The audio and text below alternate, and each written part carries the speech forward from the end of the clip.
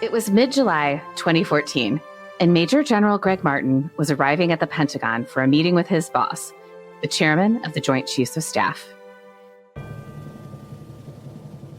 After more than 3 decades in the Army, General Martin had been serving as the president of the National Defense University.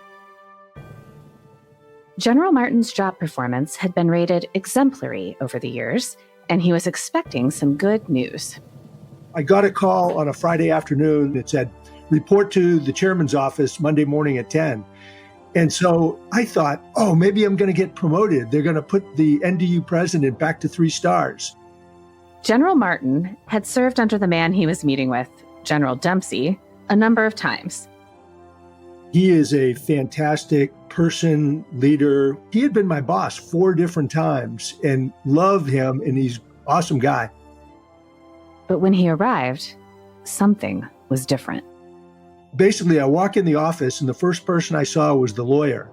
And I said, okay, no promotion today, because that's not a good sign when the lawyer's there. And so General Dempsey walked across the office, and he gave me a big hug, and he said, Gregg, I love you like a brother. You've done an amazing job. Nobody could have done what you did in just 2 years. But you have until 1700 today to resign, or I will fire you, fire you, fire you, fire you. And I'm giving you an order to go get a psychiatric evaluation at Walter Reed this week.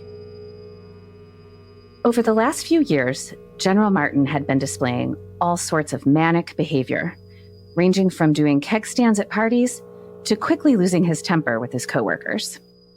I had unknowingly been living with bipolar disorder, which is a serious mental illness, from at least 2003 on. So 2014, I went into full-blown mania, essentially a state of insanity where I was out of control, over the top. People said, there's something wrong with General Martin. There's something seriously wrong with him. So General Dempsey, who was my boss, he took all this in. He didn't know what was wrong with me, but he knew he had to get me out of there.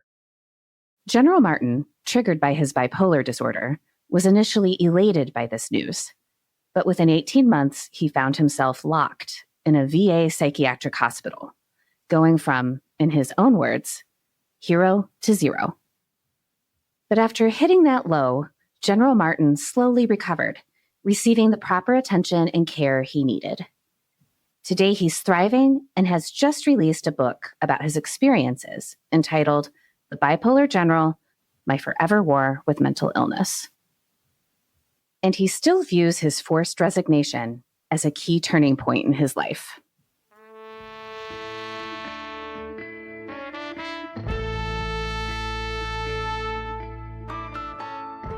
His decision to remove me from command was absolutely the right thing to do. It probably saved my life, my marriage, and my family, because I was in a very bad spot. In today's episode, our hosts sit down with General Martin to discuss his journey with mental health, how his bipolar disorder was triggered in Iraq, and how family was probably the biggest factor in his recovery. I'm Carrie Varuhaikis, and this is Army Matters.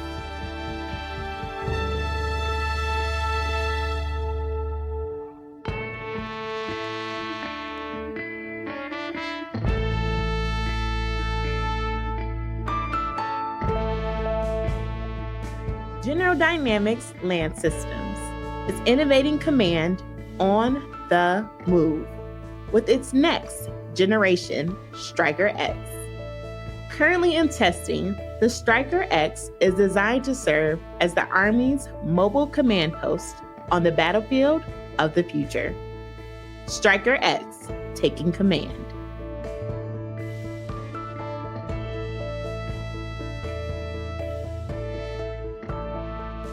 Hello, everyone. I'm Lieutenant General Retired Leslie Smith, and I'm here with my good friend, SMA Retired Dan Dailey, and we're your co-hosts for Army Matters. Dan, good to see you, man. Even if you are right down the street, right down the hall. Yeah, I wish people could actually see our studio. It's not what people think. They think we're all in the same room together. Yeah. We're not. Yeah, we've done this in different states.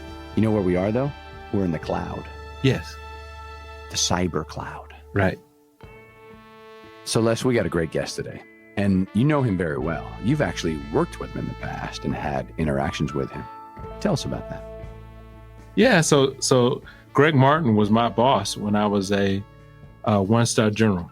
So, you know, BG, Brigadier General, stands for Baby General. Baby General. So you're learning how to weather rank.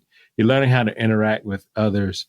There's a term for that. It's called generalship, isn't it? Generalship. Yeah. Generalship. I'll leave that alone. That's another day, another podcast. But yeah, Gregg Martin was my second commanding general. He was a great boss. Very interesting dynamic. With some of the things that we're going to talk about today, now we realize what was really going on. And now I wish I would have known some of those things so we would have been able to help a little bit more. We're going to talk about something that most people don't want to talk about. That's right. And we're going to talk all about it. Yeah. Why don't you welcome him, Les? Hey, General Gregg Martin, welcome to Army Matters, brother. Good to see you again. Thank you, Les. It's really a great honor and a privilege to be on with you and SMA today. So we just got to go ahead and get this out there. Who was your best one-star general when you were a two-star commander? Oh, my God. Go ahead. Tell everybody. Hands down, General Leslie Smith.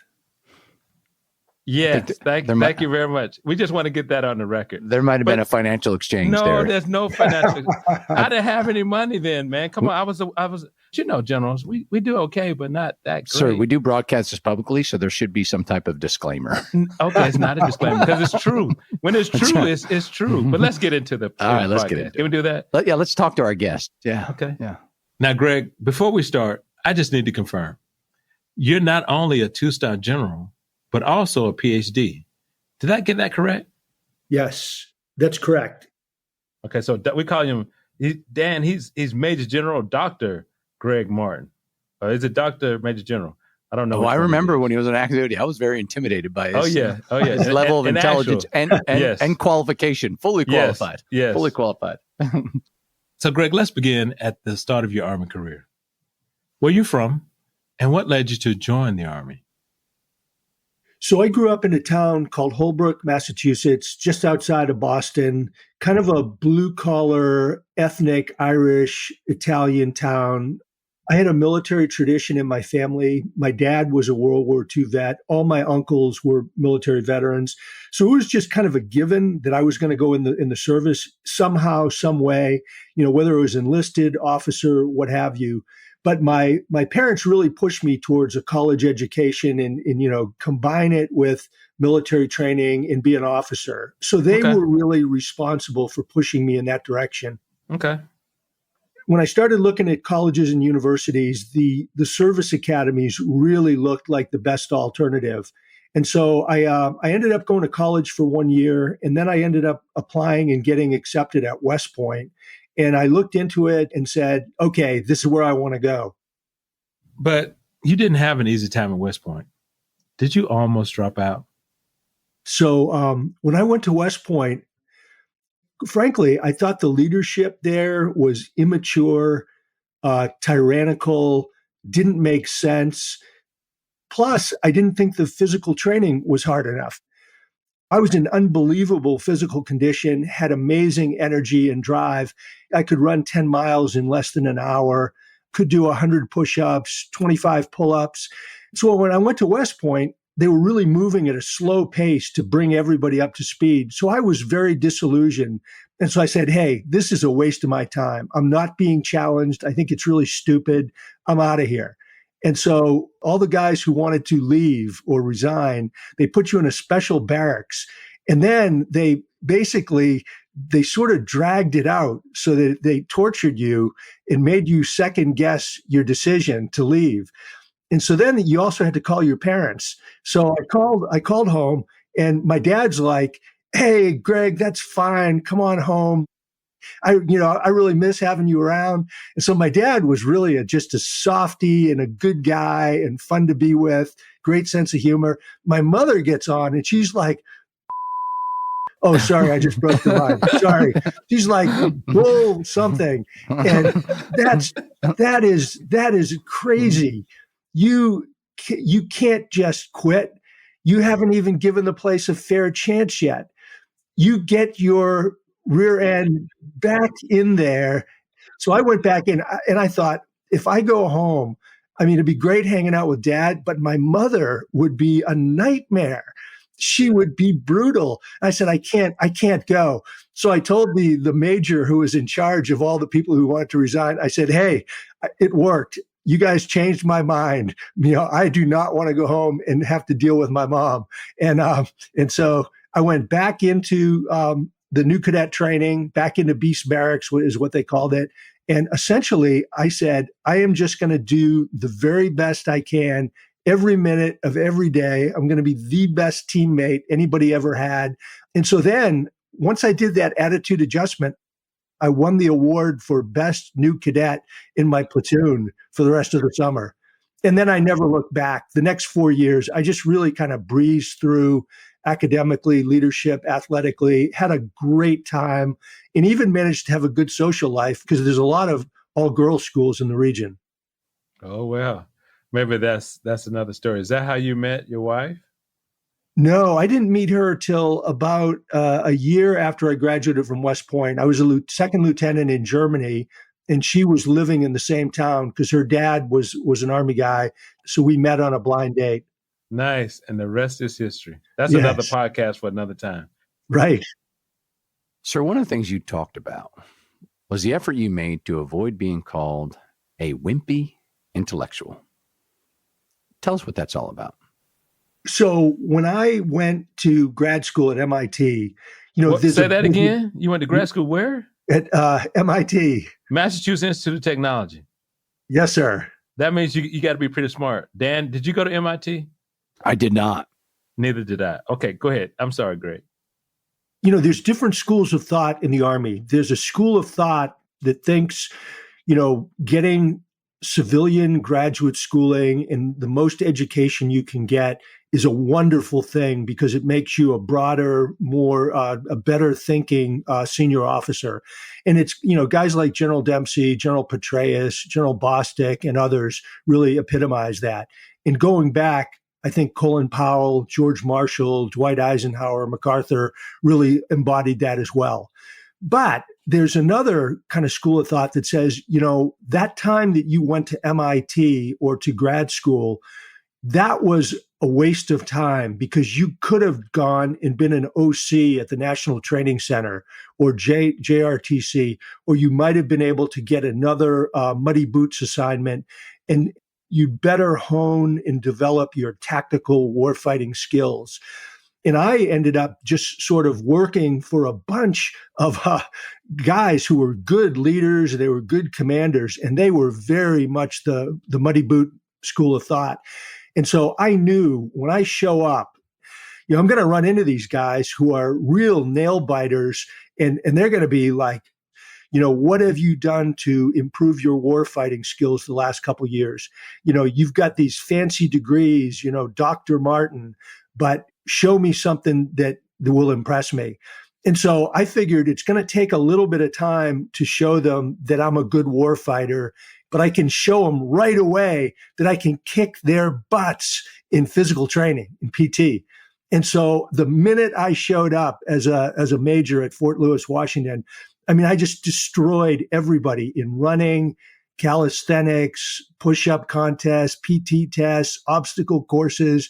And really, there was nobody who was close to me. And so what that did is it gave me immediate, instant credibility. So that's kind of how PT really came in for me after grad school. Okay. Sir, can you tell us how your experience in Iraq kickstarted your bipolarism? So in order to have an onset of bipolar disorder, you have to have the genetic predisposition or the bipolar gene, which I had unknowingly. And then it takes a triggering event, which is something that's very stressful, pressure-packed, euphoric, thrilling. Could be any number of things that cause the bipolar gene to be triggered. For me, it was the war in Iraq.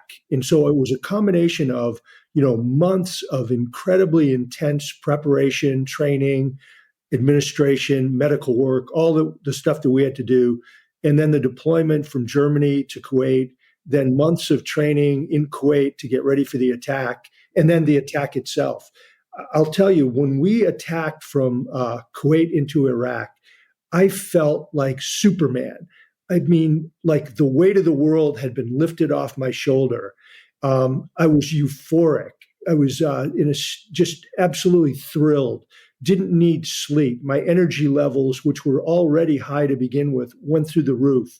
My mind was like a laser beam. I could anticipate and solve complex problems rapidly before most people knew there was even a problem to be solved. My brain just stepped up in terms of creativity. And so that was my first rise into actual real mania. And it was a very high performing mania that enhanced my performance. It was probably the best I've ever felt and best I've ever performed in my life.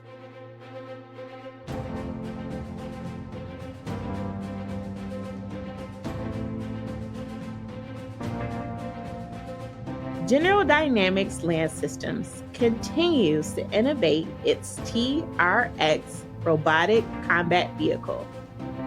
TRX's best-in-class modularity has already allowed for successful integration of payloads, from SHORAD to engineering to loitering munitions. Look for TRX at exercises and experiments throughout 2024.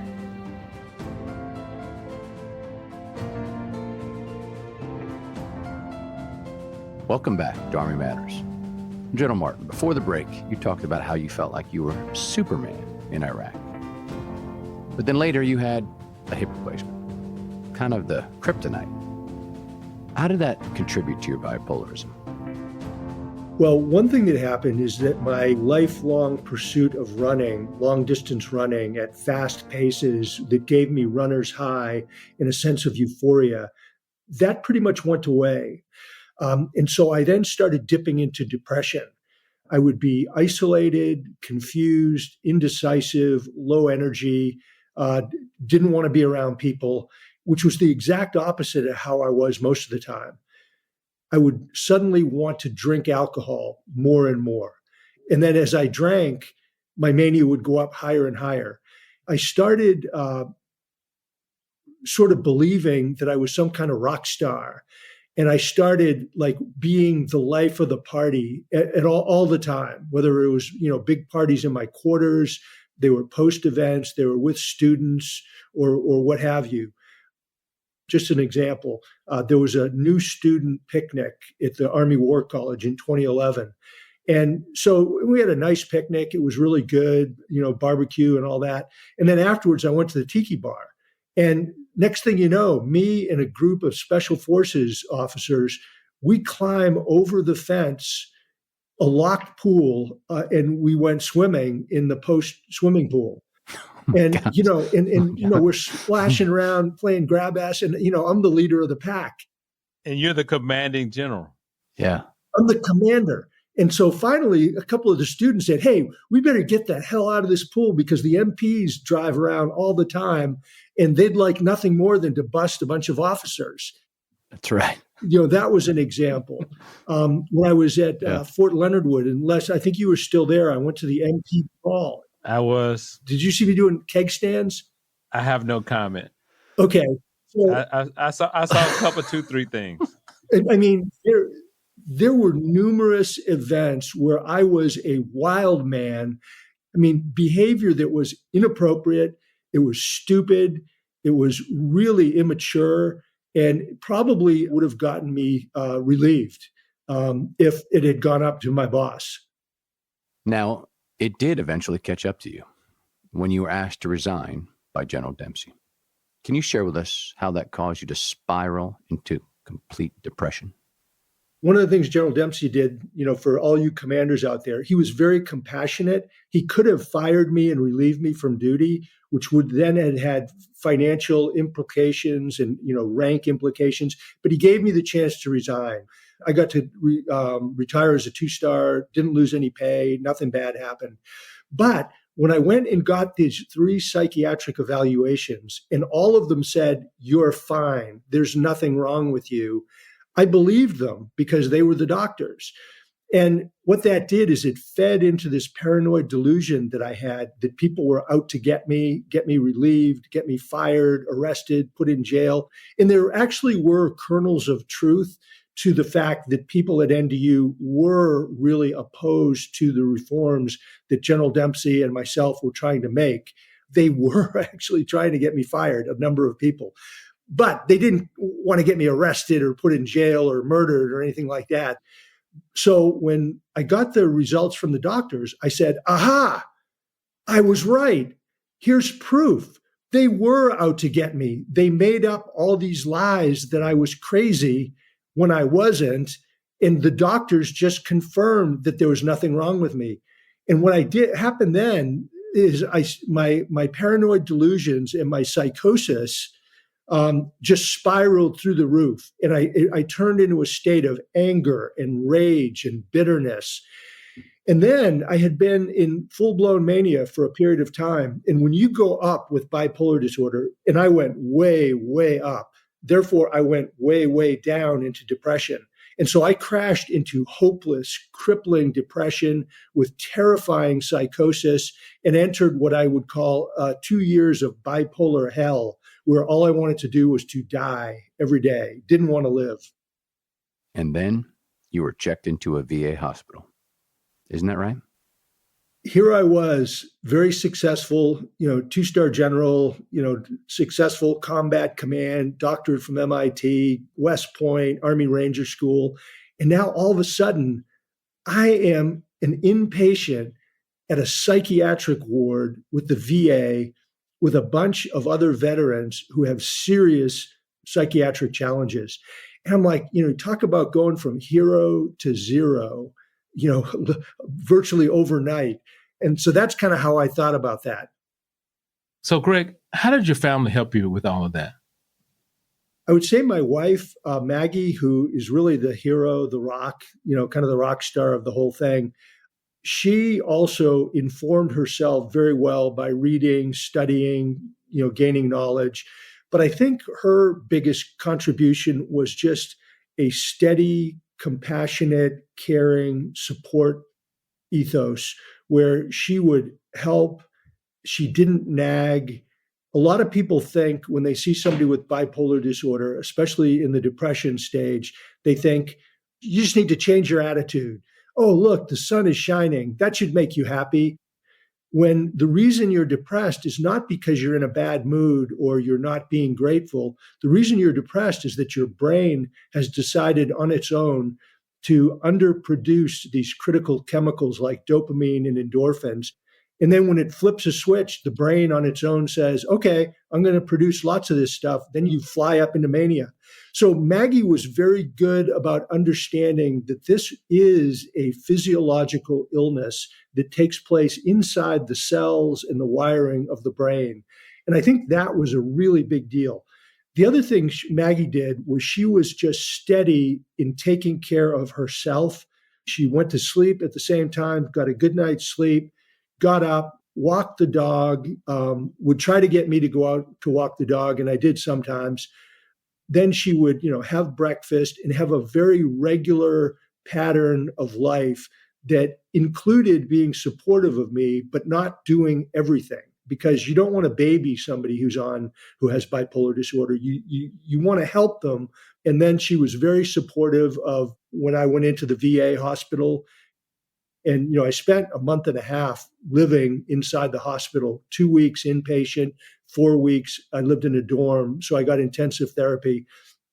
And then since we moved to Florida 7.5 years ago, we've kind of together as partners rebuilt our life. Mm-hmm.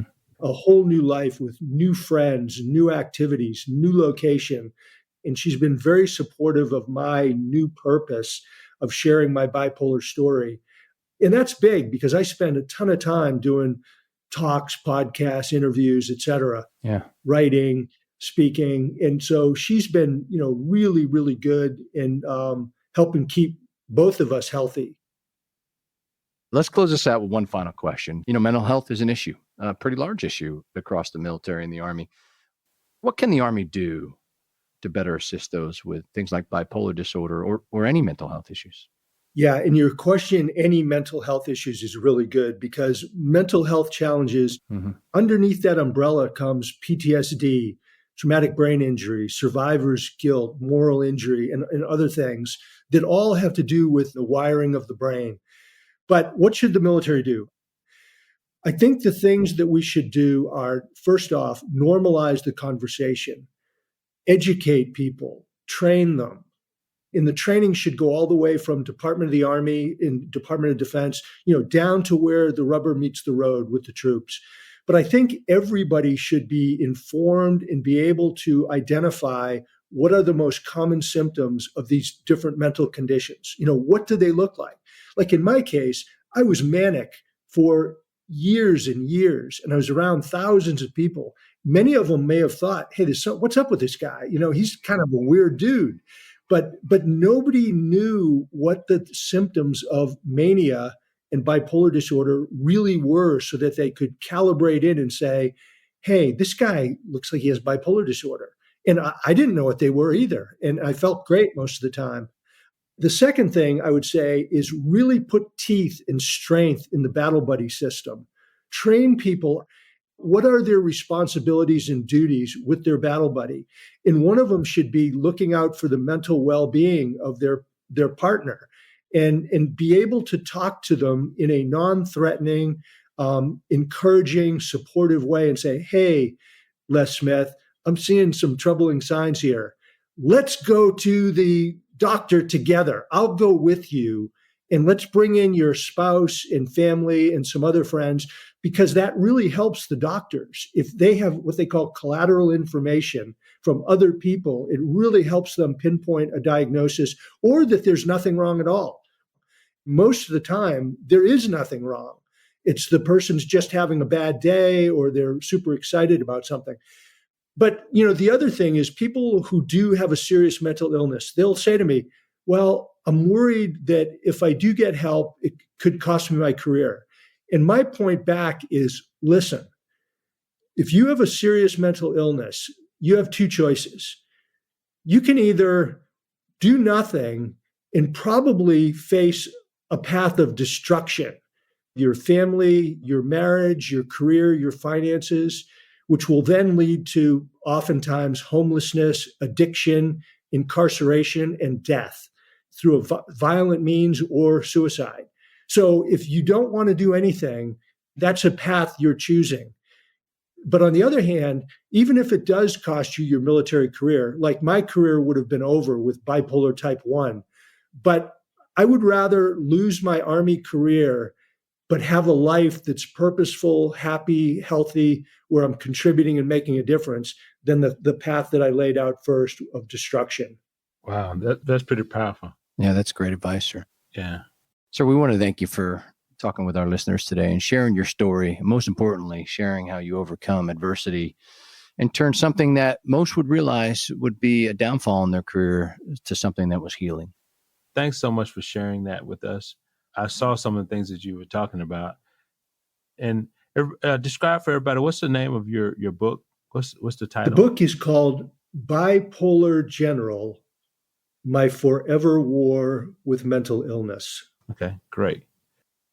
It's interesting. I've had a number of medical school professors that are using it in their curriculum already to teach med school classes. And a number of them have said it's the best book they've ever read on mental illness or bipolar disorder. So it's pretty high praise coming from medical professionals. Especially from a combat engineer, knuckle dragger. Hooah! Hooah. Yeah, building strong. Thanks for your service. Thank you. Thanks, Dan and Les, both of you, for your magnificent, incredible service. So grateful I got to serve with both of you. And, and I appreciate you keeping up the great work, supporting the Army and really our joint force as well. Well, we enjoy it every day, sir. We just finished hearing Major General retired Gregg Martin discuss some of the highs and lows of his career. And in today's chapter spotlight, AUSA's Fort Liberty chapter, formerly Fort Bragg, teamed with a local organization to reward some of its members for their valued service. On February 15th, the chapter's board of directors, including President Major General retired Al Aycock, attended the first annual 18th Airborne Corps Liberty Ambassador induction ceremony. The program was created to select ambassadors from Fort Liberty's surrounding communities who have advanced the quality of life for soldiers and their families. The 5 Fort Liberty chapter members celebrated were General retired Dan K. McNeil, Major General Aaron B. Neal, Colonel retired Willie Wright, Command Sergeant Major retired Chris Nunez, and Command Sergeant Major retired Steve England. Each received a certificate and a fashionable maroon blazer. Congrats to the new ambassadors and to the Fort Liberty chapter.